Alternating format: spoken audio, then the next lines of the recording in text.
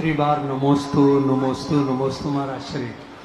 महाराज श्री, एक मेरी शंका बहुत पुरानी है, लेकिन चूंकि आज मेरे मन में था तो मैंने कहा गुरुवर हमारे यहाँ पधारे हैं तो मैं ये रखूं। गुरुवर, जैन धर्म कई हजार वर्ष पुराना है, इसके बावजूद जितने भी हमारे तीर्थ स्थान बहुत सारे नष्ट कई संप्रदायों के द्वारा कर दिए गए, या आज की तारीख में जैसे समेत शिखर और गिरनार पर्वत की बात करें तो वहां पर भी इस तरह की बहुत सारी अपना घटनाएं होती हैं।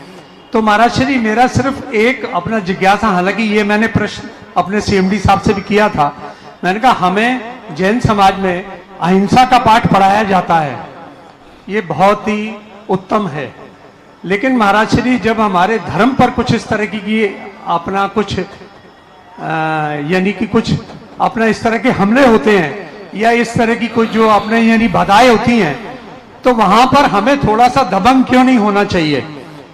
तो इसके ऊपर महाराज श्री मेरी एक अपना जिज्ञासा है कि इसके ऊपर आप मेरी जिज्ञासा का। सतपाल बत्रा जी, देखो आज एक विचित्र घटना घटी। हमें नीरज जी पूरा जिनवानी चैनल के हर कमरे में नीरज जी ले गए थे, लेकिन पहला कमरा था जिसमें मैं स्वयं गया था।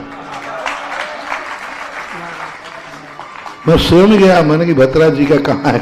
अरे वाह, तालियों के साथ जरा स्वागत कीजिएगा। अनायास चलते चलते अनायास है, मैंने तुम्हारा कहाँ? बोले ये है। नहीं, चलो। लोग अहिंसा को समझ नहीं पा रहे। महापुरुषों ने अहिंसा का अर्थ ही नहीं है कि हम धर्म को मिटते हुए देखें। अहिंसा की रक्षा हिंसा से होती है।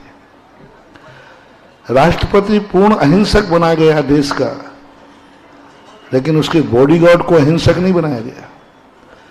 राष्ट्रपति से कहा गया कि तुम राष्ट्रपति हो, तुम कोई दूसरे को मारने का कोई साधन नहीं रख सकोगे। राष्ट्रपति बंदूक रख सकता है? राइफल छोटी सी चाकू आदि नहीं रख सकता, क्योंकि वो राष्ट्रपति है। लेकिन उस राष्ट्रपति की रक्षा के लिए कितनी बंदूकें रखी जाती है? राष्ट्रपति अपनी रक्षा के लिए स्वयं बंदूक नहीं रख सकता, लेकिन उसकी रक्षा के लिए सेना कितनी बंदूकें रखी जाती हैं। बस इसी का नाम है अहिंसा धर्म, कि धर्म भले अहिंसक है, लेकिन उसकी रक्षा के लिए अनेकों बंदूकें उठाना पड़े तो भी वह अहिंसा ही कहलाती है। जो राष्ट्रपति की सुरक्षा के लिए बंदूकें चल रही हैं, वे बंदूकें हिंसक मानी जाए या राष्ट्रपति की सुरक्षा मानी जाए? यदि बॉडीगार्ड ने बंदूक चलाई तो उसने उसकी हत्या की है या राष्ट्रपति की सुरक्षा की है? सुरक्षा कहलाएगी। बस यही सूत्र था। लेकिन करें क्या? ये जैनी क्षत्रिय थे। जैनी क्षत्रिय होता है तब अहिंसा की रक्षा हिंसा से करता है, क्योंकि धर्म अहिंसक को तलवार तो नहीं देगा, लेकिन उस अहिंसा की रक्षा के लिए अनेकों तलवारें बांट देगा। तो भक्तों के लिए यह करना चाहिए था, लेकिन जैनी क्षत्रिय थे। दुर्भाग्य है, इस कलयुग में जैनी बनिया बन गए। बनिया जब क्षत्रिय बनेगा तो अहिंसा की रक्षा अहिंसा से नहीं हो सकती है। अहिंसा की जब भी रक्षा हुई है हिंसा से हुई है। राष्ट्रपति की सुरक्षा हिंसा शस्त्र से ही होगी, उसका बॉडीगार्ड शस्त्र वाला ही होगा। यदि राष्ट्रपति बॉडीगार्ड बिना शस्त्र का है, राष्ट्रपति और बॉडीगार्ड को भी निशस्त्र रख दिया जाए तो नहीं, वो निशस्त्र रहेगा, लेकिन बॉडीगार्ड। इसी प्रकार धर्म निशस्त्र रहेगा, लेकिन धर्म की रक्षा करने वाले श्रावक को ऋषभ देव ने सशस्त्र किया था। और इस सशस्त्र का मात्र कोई दुनिया में पालन कर रहा है तो एक ही धर्म है, वो सतपाल जी जिस धर्म में जन्मे हैं। तलवार धर्म की रक्षा के लिए, धर्म गुरुओं के पास धर्म की रक्षा के लिए तलवार दी जाती है, और उसका उपयोग उसी समय करें जब धर्म की रक्षा की बात आए।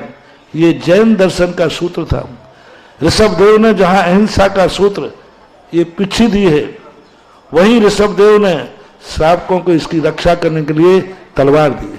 असी मसी कृषि वाणिज्य और शिल्प आज ऋषभदेव के अनुयायियों में दो चीजें दी थी उन्होंने, एक तलवार दी थी और एक पिछी दी थी। आज ऋषभदेव के अनुयायियों में पिछी तो हम लिए हुए हैं, लेकिन जैनियों में से तलवार गायब है। पिछी तो है कि नहीं, लेकिन तलवार ऋषभदेव ने दो दी थी, पिछी दी थी और तलवार दी थी। पिछी गायब हो गई, पिछी सुरक्षित है, तलवार गायब हो गई, इसलिए पिछी संकट में पड़ गई। और यदि पिछी के साथ तलवार भी क्षत्रियों के पास होती तो पिछी भी सुरक्षित रहती और आताताई भी पलायन कर जाता। तो ये धर्म की परिभाषाएं बहुत गहरी हैं। ये हिंसा नहीं कहलाती है। अहिंसा की रक्षा करने के लिए जो हिंसा का रूप लिया जाता है वो अहिंसा की सुरक्षा कहलाती है। वो हिंसा की कोटि में